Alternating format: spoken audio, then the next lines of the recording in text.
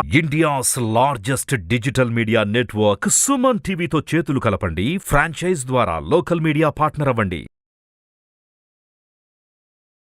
నమస్తే రేవంత్. నమస్తే అండి. రేవంత్, ఒక సామాన్య మధ్య తరగతి వాళ్ళు కూడా రియల్ ఎస్టేట్ కలను నెరవేర్చుకోవాలి అంటే దానికి ఏమైనా మంచి ఇన్వెస్ట్మెంట్ ఐడియాస్, సలహాలు, సూచనలు ఏమైనా ఉన్నాయా మీ వైపు నుంచి? డెఫినెట్గా సార్ ఇప్పటిదాకా నాకున్న అంచనా మేరకు వీటికి సంబంధించి ఇప్పుడు నేను మాట్లాడబోయే టాపిక్ గురించి మన తెలుగులో ఎవరు డిస్కస్ కూడా చేసుకుంటారు. సో దీన్ని కొంచెం పూర్తిగా వినే ప్రయత్నం చేద్దాము. సార్ పర్టికులర్గా రియల్ ఎస్టేట్ ఇన్వెస్ట్మెంట్ అనగానే కొన్ని లక్షలు కోట్ల రూపాయలతో ముడిపడి ఉంటుంది. ఇప్పుడు ఎవరైనా ఒక ఇల్లు కొనాలి అని అంటే మినిమం 1,00,00,000-1,50,000 శాలరీ ఉంటేనే, అది కూడా లోన్కి వెళ్తే తప్ప కొనలేని పరిస్థితులకు ఉంది. డబ్బులు పెట్టి కొనాలి అని అంటే డైరెక్ట్గా అసలు సాధ్యమే కాదు. సరే, కింద పడి మీద పడి ఒక మధ్యతరగతి మనలాంటి వాడు ₹1,00,000-1,50,000 జీతం సంపాదించేవాడు అప్పు చేసో బ్యాంక్ లోన్ తీసుకొని ఏదో తీసుకొని మహా అయితే ఒక ఇల్లు కొనుక్కోగలుగుతారు. అది వాళ్ళు ఉండడానికి మాత్రమే పనిచేస్తుంది. వాళ్ళు ఆ లోన్ తీర్చేసరికి ఒక 20-25 సంవత్సరాలు సమయం గడిచిపోతూ ఉంటుంది. బట్ ఈ క్రమంలో వేరే ఇన్వెస్ట్మెంట్స్ చేయాలి అని అంటే కూడా వాళ్ళకి అవకాశం దొరకదు. వాళ్ళకి వేరే లోన్ తీసుకోవాలన్నా కానీ ఈ ఎగ్జిస్టింగ్ పెద్ద గుదిబండలాగా ఉంటుంది కాబట్టి వేరే లోన్ కూడా వాళ్ళకి దొరకదు.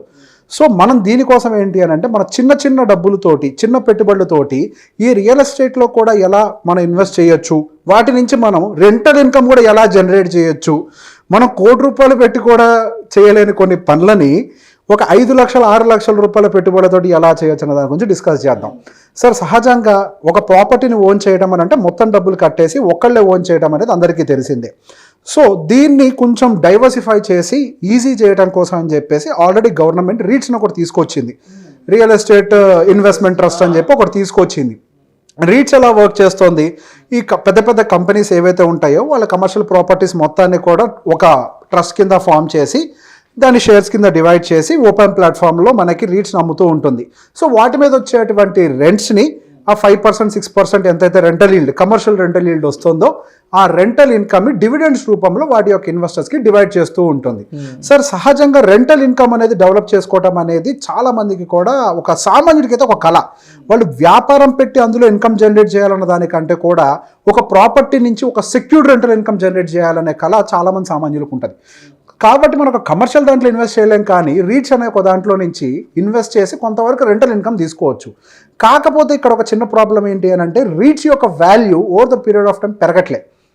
ఎక్కడైతే మనం కొంటున్నామో రీచ్ యొక్క వాల్యూ అక్కడే ఉండిపోతుంది, రెంటల్ ఇన్కమ్ వస్తుంది.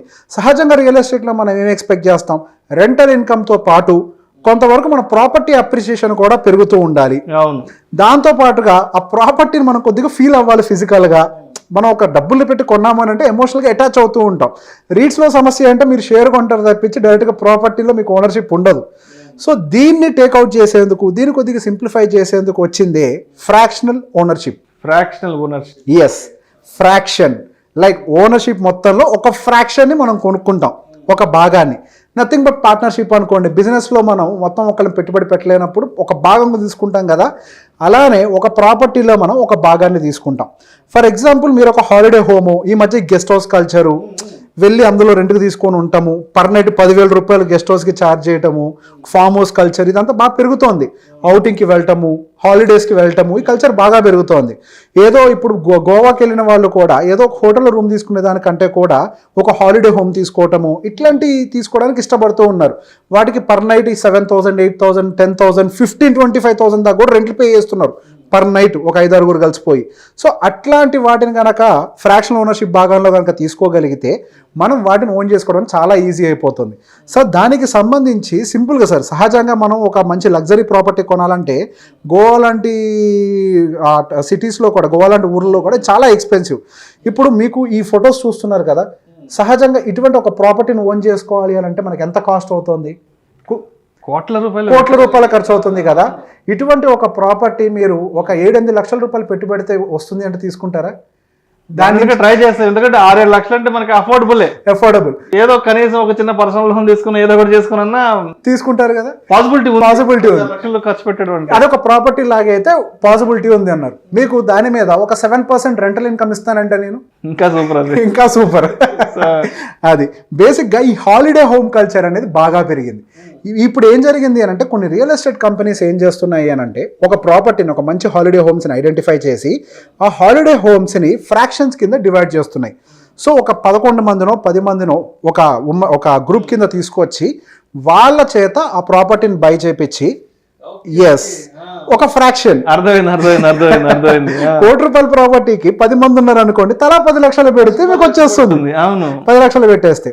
కానీ ఇక్కడ రెంటల్కి ఇవ్వాలి, దాన్ని నీట్గా మెయింటైన్ చేయాలి, వాటిని ప్రతిరోజు క్లీన్ చేయాలి. సో దానికోసం ఆ రియల్ ఎస్టేట్ కంపెనీ ఏం చేస్తుంది అంటే ప్రాపర్టీ మేనేజ్మెంట్ వాళ్ళే తీసుకుంటారు. వాళ్ళు దానికి కానీ ఏదో కొంత ఛార్జెస్ తీసుకుంటూ ఉంటారు.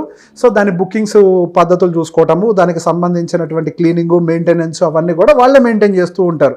దానికి సంబంధించిన రిపోర్ట్స్, డేటా అంతా కూడా మనకు పంపిస్తూ ఉంటారు. సో దీనికి సంబంధించి సహజంగా చాలా మందికి వచ్చే డౌట్ ఏంటి అని అంటే దీనికి లీగాలిటీ ఉందా లేదా, లీగల్గా ఎటువంటి ఏమైనా దారులు ఉన్నాయా లేదా అనే దాని మీద చాలా డౌట్స్ ఉంటాయి. సో దీన్ని ఇంప్లిమెంట్ చేయడానికి 2 విధానాలు ఉన్నాయి. ఒకటి పార్ట్నర్షిప్ ఫర్మ్ విత్ 10 మందితో ఫామ్ చేయటము. సహజంగా ఇటువంటిది అనేది ఏంటి అని అంటే మనం లోకల్లో ఉండి మనం ఆర్గనైజ్ చేసేటప్పుడు చేయొచ్చు. కానీ ఇట్లా కంపెనీస్ తోటి మనం వేరే స్టేట్స్లో ఇట్లాంటి ఇంప్లిమెంట్ చేసేటప్పుడు ఏం చేస్తారంటే వాళ్ళు ఒక ప్రైవేట్ లిమిటెడ్ కంపెనీని ఫామ్ చేసేస్తారు. ఒక ప్రైవేట్ లిమిటెడ్ కంపెనీని ఫామ్ చేసిన తర్వాత ఒక ప్రాపర్టీని ఐడెంటిఫై చేస్తాం కదా, ఆ కంపెనీ యొక్క పని ఏంటి అని అంటే ఆ ప్రాపర్టీని కొనటం మాత్రమే. ఆ కంపెనీ యొక్క పర్పస్ ఏంటి అని అంటే టు బై దట్. సో నాలాంటి వాళ్ళు ఇన్వెస్ట్ చేసే వాళ్ళందరినీ కూడా ఎస్పీవి అని అంటారు, స్పెషల్ పర్పస్ వెహికల్స్. మా పర్పస్ ఏంటి అని అంటే ఆ ఫ్లాట్ని కొనటం. సో ఎస్పీవీస్ అందరూ అంటే డిఫరెంట్ ఇన్వెస్టర్స్ అందరూ ఎస్పీవీ పేరుతోటి ఆ కంపెనీలో పెట్టుబడి పెడతారు. మనిషికి ఒక 10 లక్షలు, 10 లక్షలు, 5 లక్షలు ప్రాపర్టీ వాల్యూని బట్టి షేర్ చేసుకుని అందులో డబ్బులు పెట్టేస్తారు. ఆ కంపెనీ పేరు మీద మనం దాన్ని రిజిస్టర్ చేసుకుంటాం. ఆ కంపెనీ పేరు మీద రిజిస్టర్ చేసుకొని ఆ కంపెనీని మనం ఈ ప్రాపర్టీ మేనేజ్మెంట్ కంపెనీకి అప్పచెప్తాం. వాళ్ళకి అందులో ఎటువంటి ఓనర్షిప్ ఉండదండి. దానికి ఓనర్ కింద ఎవరు ఉంటారని అంటే అసలు డబ్బులు పెట్టిన వాళ్ళే. వీళ్ళ పని ఏంటి అని అంటే ప్రాపర్టీని మేనేజ్ చేయటం వరకే, అంతకు మించి ఏమీ ఉండదు వాళ్ళ పని. ఆ ప్రాపర్టీకి కావాల్సిన రెంటల్ ఇన్కమ్ జనరేట్ చేసేలాగా మేనేజర్స్ని మెయింటైన్ చేయటం, వాటిని క్లీన్ చేయటం, వాటిల్లో ఉండే సమస్యలు ఇతరత్ర వాటిని అన్నింటినీ మేనేజ్ చేయటమే వాళ్ళ పని. ఇప్పుడు యాక్చువల్గా ఈ సిస్టమ్ అనేది కమర్షియల్ రియల్ ఎస్టేట్లో మన హైదరాబాద్లో ఆల్రెడీ ఉంది. కమర్షియల్ స్పేసెస్ ఉన్నాయి, ఒక 1000 స్క్వేర్ ఫీట్ ఇంత రేటుకి ఇస్తాం, రెంటల్ ఇల్డ్ ఇంత ఇస్తాము అని చెప్పేసి మీకు ఆల్రెడీ చాలా అడ్వర్టైజ్మెంట్స్ హైదరాబాద్లో కనిపిస్తూ ఉంటాయి. కానీ అక్కడ కూడా ఒక ప్రాబ్లం ఏంటి అని అంటే ఆ 1000 SFT ఏదో మీకు ఎప్పటికీ తెలియదు, యూ కాంట్ యూజ్ ఇట్. ఈ హాలిడే హోమ్స్లో ఉండే అడ్వాంటేజ్ ఏంటి అని అంటే ఇప్పుడు మీ షేర్ వాల్యూ ఏంటి, మీరు direct owner of that flat for some part. ఇప్పుడు 11-12 మంది కలిసి తీసుకున్నారు అనుకోండి, ఆ ఫ్లాట్ 30 days మీది, మీరు అయితే రెంట్కి ఇచ్చుకోండి లేదా వాడుకోండి. వచ్చిన రెంట్స్ని అందరికీ డివైడ్ చేసి మీరు వాడుకున్న దాన్ని తీసేసి ఈక్వల్గా డిస్ట్రిబ్యూట్ చేస్తారు. లేదు అని అంటే మీరే వాడుకోవచ్చు. ఇప్పుడు హాలిడేస్కి వెళ్ళే అలవాటు ఉంది సార్, నాకే ఉంది హాలిడేస్కి వెళ్ళే అలవాటు. అదే నేను గోవాకి సంవత్సరానికి 2 సార్లు వెళ్తా, యావరేజ్గా 3 nights స్పెండ్ చేస్తా. పర్ నైట్ నాకు ఒక 5,000 రూపాయలు ఒక మంచి ఇట్లాంటి వాటికి ఖర్చు అవుతూ ఉంటుంది. యావరేజ్గా నాకు ఒక ట్రిప్కి వచ్చేసరికి 20,000 హోటల్ ఖర్చు అవుతుంది, 2 ట్రిప్పులకు 40,000 అవుతుంది. 40,000 రూపాయలు నేను సేవ్ చేసుకొని అయిపోతా, మిగతా 20 రోజులు రెంట్కి ఇచ్చుకుంటా. అర్థమైందా? ఇక్కడ నాకు రిటర్న్స్ ఎంత అవుతుంది, నేను పెట్టిన 5 లక్షలకు 6 లక్షలకు ఆల్రెడీ 10%, నియర్ టు 10% వాల్యూ నా హోటల్ యూసేజ్ని తగ్గిస్తూ అడిషనల్గా 20 daysకి నేను ఇన్కమ్ జనరేట్ చేస్తున్నా. అంటే నా రిటర్న్స్ దాదాపుగా 10 to 15% ఉంటుంది పర్ యానం. ఈ ప్రాపర్టీ ఖాళీగా ఉంటుందిగా, మళ్ళీ దీని రేటు పెరుగుతూ ఉంటుంది కదా, పెరుగుతూ ఉంటుంది ప్రాపర్టీ అప్రిషియేషన్. సో నేను ఫిజికల్గా ప్రాపర్టీని ఎంజాయ్ చేస్తూ నాకు ఒక హాలిడే హోమ్ని పెట్టుకుంటూ ఖాళీగా ఉన్నప్పుడు రెంట్లకి ఇచ్చుకుంటూ డబ్బులు సంపాదించుకుంటూ ఉంటాం. ఇలా ఒక సామాన్యుడు కూడా, ఒక ఫ్యామిలీ ఉందండి, యునైటెడ్ ఫ్యామిలీ ఉంది, 10 మంది కలిసి ఒక హోమ్ని అట్లా కొనుక్కోవచ్చు. ఏదో కంపెనీకి తర్వాత ఇప్పుడు ఇండివిజువల్గా 1-2 కోట్లు పెట్టి కొనాలంటే ఎవరికి సాధ్యమయ్యే పని కాదు, అది కూడా సామాన్య మధ్యతరగతి కుటుంబాలలో. మీరు చెప్పినట్టు 10 మంది కలిసి 15 మంది కలిసి ₹1,00,000 మనిషికి ఒక 10 లక్షలు, ఒక 6 లక్షలు, 7 లక్షలు వేసి కొనుక్కొని దాని మీద వచ్చిన ఈల్స్ని తీసుకోవడం అనేది చాలా మంచి ఐడియా. ఇలా వేసుకుంటే మాత్రం ఇది ఒక మంచి ఇన్వెస్ట్మెంట్ ఆపర్చునిటీ అండి. బేసిక్గా చాలా మంది అదర్ వాటికి అట్రాక్ట్ అవుతున్నారు, కానీ ఇక్కడ మీకు సెక్యూరిటీ ఉంది. Properties on your name, no one can steal it, ఎవరు దొంగతనం చేయలేరు. ప్రాపర్టీలో మీకు మిగిలిపోతుంది, బిజినెస్ లాగా పనిచేస్తుంది, సెకండ్ ఇన్కమ్, ప్యాసివ్ ఇన్కమ్ కింద పనిచేస్తుంది. అది sir. Thank you so much Revanth.